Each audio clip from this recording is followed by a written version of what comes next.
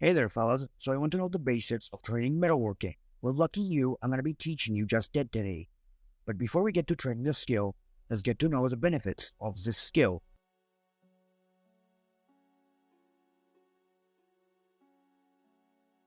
First benefit being that you can repair car parts with some level of metalworking, given you have materials and tools required for such tasks.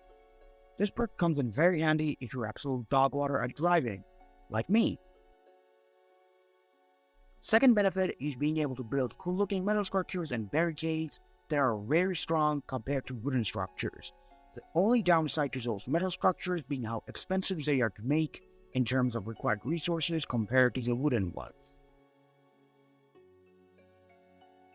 Third benefit is related to some nice base defenses this skill offers to you, like metal bar barricades you can plop down on your windows, which are able to be seen through. This is both a blessing and a curse in a way. Sure, you can see through the windows, but hey, guess what? Zombies can see inside of your house now too.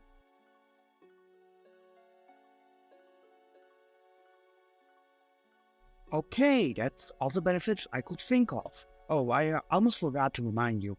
Grab metalworking skill books from local bookstores before you start training. Trust me, it'll save you so much resources and time in the long run.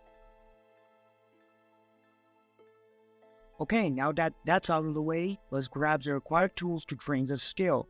Those being welder mask, propane torch, and propane tanks.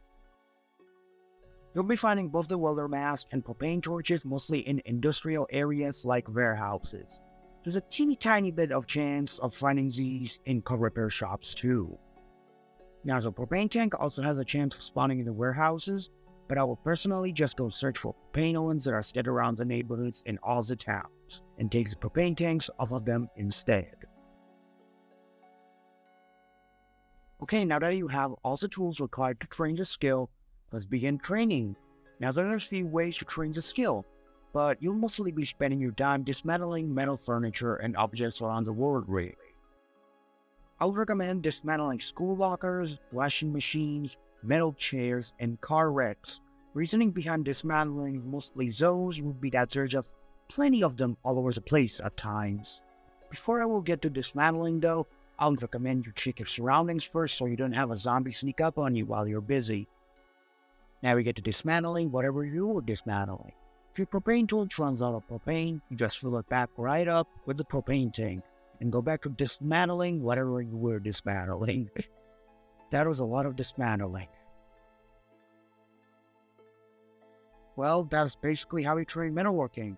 Go around the map, dismantle metal stuff, get XP, refill propane torches, read books, and go back to dismantling.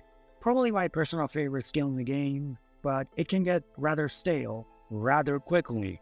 But you can fix that with just a couple of mods.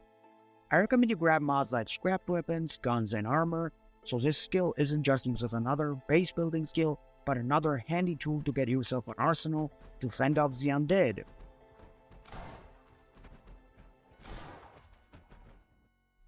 Your survivor isn't going to be the only one that will be gearing up for war though.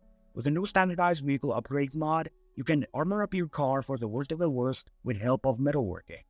It supports, as far as I know, most of the known car mods, like Filibusters Rhymes used cars, small town first responders, and stuff like that. Definitely give it a try in your runs if you haven't yet. Anyway, that's all for the video today. Sorry if it feels rather rushed or not as informative as the other guides were. Well, as informative as they could be anyway. Next up, I'll be making a video about some mods I recommend to spice up your gameplay with some challenge, but I doubt I'll be putting that out for a while. Anyway, hopefully you found this video helpful. I will be very thankful if you like this video and subscribe to my channel. I wish you all a great day.